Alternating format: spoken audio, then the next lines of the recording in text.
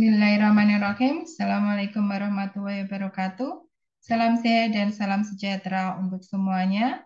Kembali lagi kita bertemu di channel Bidan Cahya. Selamat datang di channel Bidan Cahya. Dan kembali lagi kita akan membahas soal-soal ujian kompetensi bidan. Dan untuk topik kita pada kesempatan kali ini adalah tentang KB dan Kespro. Ya. Baik, langsung saja kita ke soal yang pertama. Soal pertama, seorang perempuan umur 30 tahun datang ke rumah sakit dengan keluhan gatal pada daerah kemaluan. Hasil anamnesis keputihan, panas, dan merasa nyeri waktu kencing. Hasil pemeriksaan KU baik, kompos mentis, tekanan darah 110 per 70 mm Hg, nadi 89 kali per menit, pernafasan 24 kali per menit, suhu 38 derajat Celcius. Vulva tampak berwarna merah dan bengkak serta terdapat cairan berwarna putih. Pertanyaannya, diagnosa apakah yang paling tepat pada kasus tersebut? A. Bartholinitis, B. vulvitis, C. endometritis, D. cervicitis, E. vaginitis. Nah, kita lihat pembahasannya adalah bahwa pada kasus kita temukan kata kuncinya. Kata kuncinya apa? Yaitu ada suhu 38 derajat Celcius ya. Ada peningkatan suhu ya. Kemudian pada pemeriksaan didapatkan eh, eh, pada anamnesis didapatkan keputihan, panas dan merasa nyeri waktu BAK. Nah, kemudian gatal pada daerah kemaluan. Nah, pada pemeriksaan tampak merah, bengkak, serta terdapat cairan berwarna putih. Kondisi tersebut mengarah pada vulvitis. Ya.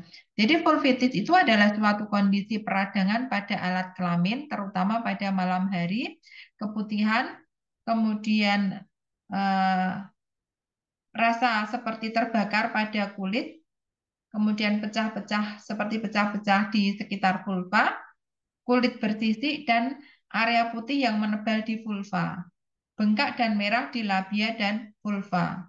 Ya. Kemudian kadang ada cairan, ada bengkak, benjolan berisi cairan atau blister pada vulva. Nah, ini sesuai dengan kasus pada tanda-tanda pada kasus, yaitu ada tampak merah, bengkak, serta cairan berwarna putih. Maka jawaban yang paling tepat itu adalah vulvitis ya, karena radang terdapat pada vulva. Ya. Ini kita kata kuncinya adalah vulva. Vulva tampak berwarna merah. Jadi bukan Bartholinitis karena tidak pada kelenjar Bartholini, bukan endometritis karena radang tidak pada endometrium, bukan cervicitis karena radang tidak pada serviks, dan bukan vaginitis ya karena tidak pada vagina. Di dalam kata kunci kita ketemukan kata vulva tampak berwarna merah dan bengkak serta terdapat cairan berwarna putih. Jadi jawaban yang paling tepat adalah vulvitis. Oke. Soal selanjutnya. Seorang perempuan usia 45 tahun datang ke BPM dengan keluhan terlambat haid 2 bulan. Hasil anamnesis, haid tidak teratur sejak 6 bulan terakhir. Akseptor AKDR, sering merasakan panas, memerah, dan berkeringat pada wajah. Hasil pemeriksaan KU baik, kompos mentis, tekanan darah 120 per 80 mm Hg, nadi 80 kali per menit, pernafasan 24 kali per menit, dan suhu 36,5 derajat Celcius, abdomen tidak teraba adanya massa. Pertanyaannya, diagnosa apakah yang paling tepat pada kasus tersebut? A. Perimenopause, B. Hamil, C. Perimenore, D. Amenore, E. Menopause. Nah, kita lihat bahwa keluhan yang dirasakan oleh pasien itu menunjukkan gejala perimenopause. Ya. Kenapa perimenopause? Bukan menopause. Nah, apabila pasien sudah tidak mendapatkan haid selama 1 tahun atau lebih, baru bisa dikatakan menopause. Sehingga pada kasus tersebut, diagnosa yang paling tepat adalah perimenopause. Bukan hamil, walaupun tidak menstruasi atau terlambat haid atau amenorrhea karena tidak ada tanda-tanda tanda gejala kehamilan yang lain. Bukan juga perimenore, ya. Memang amenore, tapi ini tidak tepat karena disertai dengan tanda gejala yang lain, yaitu adanya merasakan panas, memerah, dan berkeringat pada wajah, ya.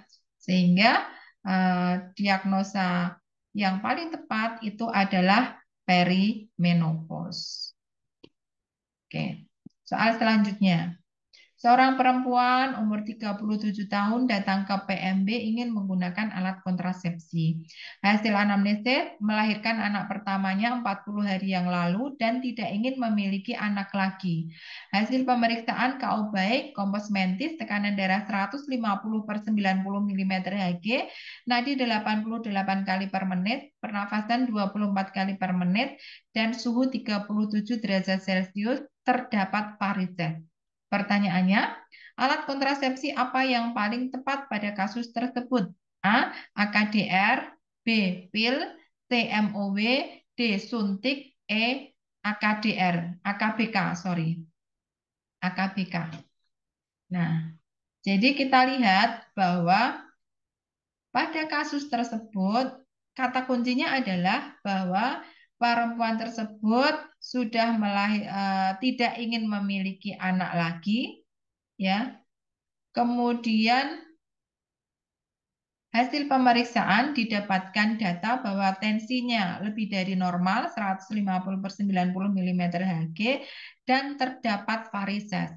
Maka dengan hasil seperti itu untuk metode kontrasepsi hormonal itu tidak mungkin. Pil, suntik itu tidak mungkin, ya. Kemudian untuk AKBK juga tidak, karena pasien mengalami darah tinggi dan ada varises. AKDR juga tidak. Maka yang paling tepat itu adalah MOW sesuai dengan kebutuhan karena pasien sudah tidak ingin memiliki anak lagi. Jadi jawaban yang paling tepat adalah CMOW. Oke, soal selanjutnya. Seorang perempuan umur 27 tahun datang ke PMB dengan keluhan tidak ingin hamil lagi.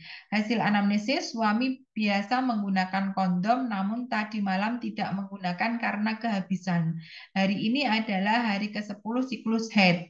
Hasil pemeriksaan KO baik, kompos mentis, tekanan darah 120/70 mm Hg, nadi 80 kali per menit, pernafasan 28 kali per menit, dan suhu 36,5 derajat Celcius. Pertanyaannya, alat kontrasepsi apakah yang paling tepat digunakan pada kasus tersebut? A. Pil progestin, B. Pil kombinasi, C. Suntik kombinasi, D. Pil kontrasepsi darurat, C. Suntik siklofem. Kita lihat pada kasus adalah bahwa pasangan ini tidak ingin hamil lagi, tetapi berhubungan seksual tidak menggunakan kondom karena kehabisan. Nah, maka kontrasepsi yang paling tepat adalah kontrasepsi darurat. Kontrasepsi darurat adalah cara untuk mencegah kehamilan setelah berhubungan seks tanpa pengaman, ya, seperti pada kasus tersebut. Nah, kontrasepsi ini efektif jika dikonsumsi secepat mungkin maksimal 72 jam setelah berhubungan seks tanpa perlindungan. Jadi jawaban yang paling tepat adalah pil kontrasepsi darurat. Soal selanjutnya. Seorang perempuan umur 48 tahun datang ke PMB dengan keluhan menstruasi sangat banyak.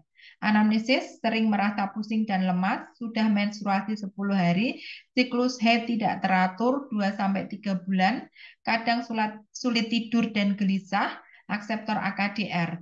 Hasil pemeriksaan KU baik, kompos mentis, tekanan darah 120/80 mm Hg, nadi 92 kali per menit, pernafasan 20 kali per menit, suhu 37 derajat Celcius. Abdomen tidak teraba massa. In speculo tampak darah mengalir dari OUI. Pertanyaannya, penyebab apakah yang paling mungkin pada kasus tersebut? Apa masalahnya? Kita cari masalah A, gangguan alat reproduksi, B, neoplasia, C, penggunaan kontrasepsi, D, infeksi, C, gangguan hormonal. Baik, kita lihat. Kalau pertanyaannya adalah penyebab apakah yang paling mungkin pada kasus tersebut, maka kita cari masalahnya. Masalahnya apa? Yaitu menstruasinya tidak teratur 2 sampai 3 bulan, ya. Sering merasa pusing, lemas, ya, menstruasi sudah 10 hari, kadang sulit tidur dan gelisah. Ya, setelah dilakukan pemeriksaan tidak teraba massa, in speculo juga tampak darah mengalir dari OUI, jadi sesuatu yang tidak ada kelainan, itu adalah sesuatu yang normal, dan pasien adalah berumur 48 tahun, sehingga kemungkinan pasien ini adalah pasien dengan diagnosis mengarah pada perimenopause. Ya, karena apa? Didapatkan data hasil pemeriksaan dalam batas normal dan tidak ada tanda infeksi. Nah, kalau perimenopause penyebabnya adalah gangguan hormonal. Ya, kondisi gangguan hormonal ini yang menyebabkan adanya tanda-tanda dari perimenopause. Jadi jawaban yang paling tepat itu adalah gangguan hormonal. Oke, soal selanjutnya. Seorang perempuan umur 40 tahun P6A1 datang ke PMB dengan keluhan mengalami keputihan yang berbau eh, kurang lebih 1 tahun. Hasil anamnesa mengalami perdarahan saat melakukan hubungan seksual. Hasil pemeriksaan KO pucat, kompos mentis, tekanan darah 90/60 mm Hg, nadi 88 kali per menit, pernafasan 18 kali per menit, suhu 37,6 derajat Celcius, HB 7 gram per dl. Pertanyaannya, pemeriksaan penunjang apakah yang harus dilakukan pada kasus tersebut? A. Histeroskopi, B. Histerosalpingomamografi, C. Pap smear, D. Biopsi, E. Kolposkopi. Jadi, kita lihat pembahasannya bahwa tanda-tanda pada pasien tersebut hasil pemeriksaan kita dapatkan bahwa mengalami keputihan berbau kurang lebih 1 tahun, kemudian mengalami perdarahan saat melakukan hubungan seksual, ya, kemudian pucat, itu kita curiga atau mengarah pada kondisi kemungkinan adalah kanker serviks. Nah, sehingga pemeriksaan penunjang yang diperlukan itu adalah pap smear. Kenapa? Karena pap smear dilakukan untuk mendeteksi dini kanker serviks. Nah, jika hasil pemeriksaan mengarah pada kanker serviks, maka setelah dilakukan pap smear akan dipastikan dengan melakukan pemeriksaan lebih lanjut, yaitu kolposkopi atau biopsi. Jadi jawaban yang paling tepat pemeriksaan penunjang yang harus dilakukan pada kasus tersebut itu adalah pap smear. C. Oke. Soal selanjutnya. Seorang perempuan umur 20 tahun P1A1 datang ke PMB dengan keluhan cairan keputihan berbau dari kemaluannya. Keluar cairan keputihan berbau dari kemaluannya. Hasil anamnesis, keluhan dirasakan sejak 2 bulan yang lalu. Hasil pemeriksaan KO pucat, tekanan darah 110/70 mm Hg, nadi 90 kali per menit, pernafasan 24 kali per menit, suhu 38 derajat Celcius, tampak keluar cairan kekuningan dari vulva.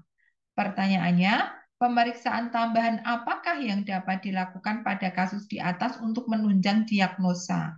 A. Pemeriksaan IVA, B. Pemeriksaan pap smear, C. Pemeriksaan dalam, D. Pemeriksaan sekret vagina, E. Pemeriksaan in speculum.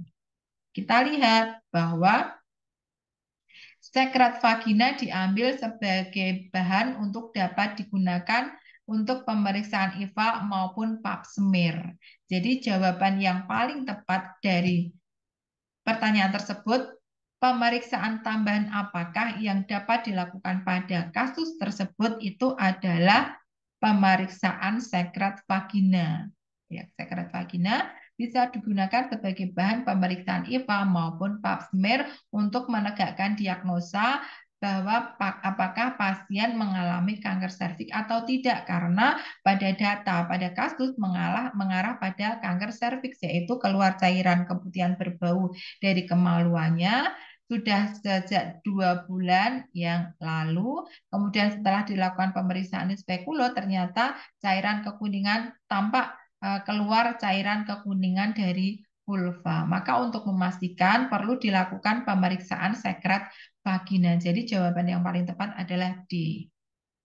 Oke. Soal selanjutnya, seorang perempuan umur 20 tahun P1A1 datang ke PMB dengan keluhan cairan keputihan berbau dari kemaluannya. Tapi ini soalnya. Oke, soal selanjutnya. Seorang perempuan umur 28 tahun P1A0 datang ke PMB ingin ber-KB. Hasil anamnesis, ibu tertarik menggunakan kontrasepsi jangka panjang. Saat ini ibu sedang haid hari kelima. Hasil pemeriksaan KO baik, kompos mentis, tekanan darah 120/80 mm Hg, nadi 80 kali per menit, pernafasan 24 kali per menit, suhu 36 derajat Celcius. Setelah melakukan konseling, klien memilih menggunakan kontrasepsi AKDR. Pertanyaannya, prosedur apakah yang harus dilakukan bidan sebelum memasang AKDR pada pasien? A. Pemeriksaan panggul. B. Pemeriksaan urinalis. C. Pemeriksaan tekanan darah. D. Pemeriksaan pap smear. E. Pemeriksaan payudara.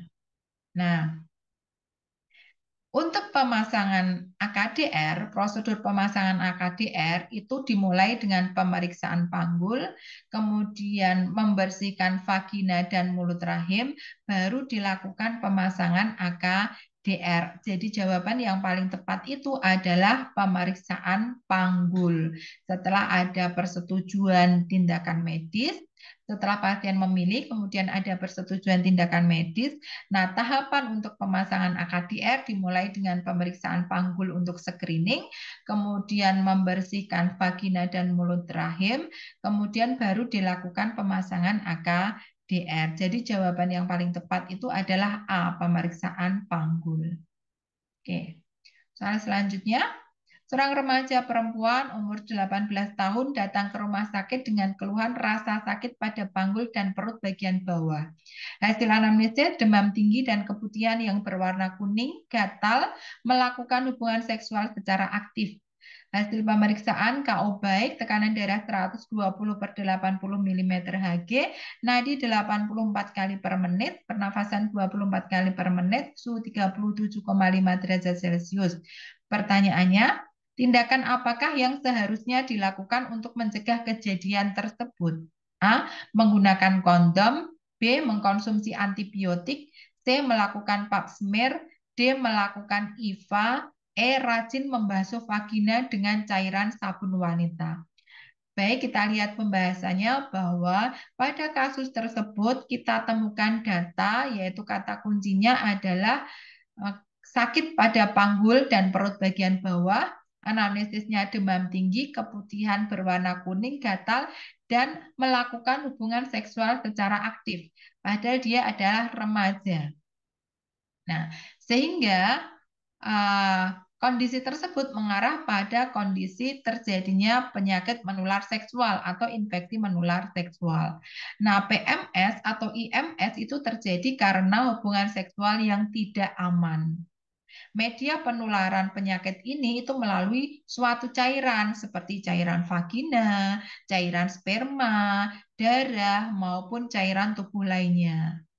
Nah, dan juga penularan melalui hubungan seksual, berbagi jarum suntik, atau ibu hamil ke janin yang dikandungnya. Maka pencegahan yang dilakukan pada kasus tersebut, karena pada kasus tersebut adalah remaja yang tidak hamil, tetapi dia melakukan hubungan seksual dan bukan remaja yang sering berbagi jarum suntik, tetapi kata kuncinya adalah melakukan hubungan seksual secara aktif, maka ketika pertanyaannya adalah tindakan yang seharusnya dilakukan untuk mencegah kejadian tersebut, itu adalah menggunakan kondom. Ah, ya. Kenapa bukan mengkonsumsi antibiotik? Karena pertanyaannya adalah tindakan pencegahan. Ya, kalau antibiotik itu penata laksanaan. Nah, kemudian kenapa bukan pap smear? Jawabannya, kalau pap smear itu adalah untuk melakukan pemeriksaan penunjang dalam penegakan diagnosa pada kasus tersebut. Jadi bukan pap smear dan juga bukan IVA. Ya. Kemudian kalau rajin membasuh vagina dengan cairan sabun wanita itu justru tindakan yang kurang tepat atau tidak baik karena vagina akan menjadi kering dan kemungkinan adalah bakteri positif juga akan mati. Jadi jawaban yang tepat untuk mencegah terjadinya penularan, kondisi terjadinya infeksi menular seksual itu adalah menggunakan kondom. Nah, oke, baik. Sudah semua soal kita bahas tentang asuhan kebidanan KB dan Kespro. Semoga bermanfaat untuk teman-teman yang akan melaksanakan ujian UKOM, teman-teman pejuang UKOM. Semoga semuanya lulus ujian sesuai dengan yang diharapkan dan dinyatakan sebagai bidan yang kompeten. Terima kasih sudah menonton. Jangan lupa untuk klik like, comment, and subscribe, dan share. Sampai bertemu untuk video selanjutnya. Saya akhiri. Wassalamualaikum warahmatullahi wabarakatuh.